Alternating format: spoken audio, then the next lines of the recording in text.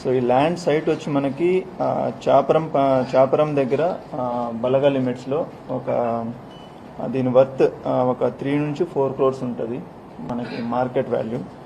So ఇది 35/13. ఇందులో ఉన్న సర్వే నెంబర్లో ప్లాట్ నెంబర్స్ 84, 85, 86.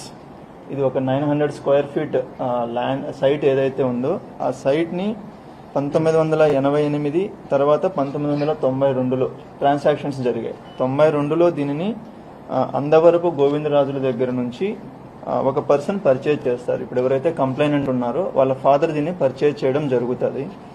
బట్ వీళ్ళు ఏంటంటే ఉద్యోగరీత్యా వీళ్ళు హైదరాబాద్లో సెటిల్ అయి ఉంటారు, ఇక్కడ లేరు. సో అప్పటి నుంచి ఆ సైట్ ఖాళీగా ఉండడంతో ఇక్కడ కొంతమంది ఏం చేశారంటే దాన్ని అందవరపు గోవిందరాజుల యొక్క డాటర్ ఎవరైతే ఉన్నారో వాళ్ళ దగ్గర నుంచి పర్చేజ్ చేసినట్లు ఒక డాక్యుమెంట్ క్రియేట్ చేసి రిజిస్ట్రేషన్ చేశారు.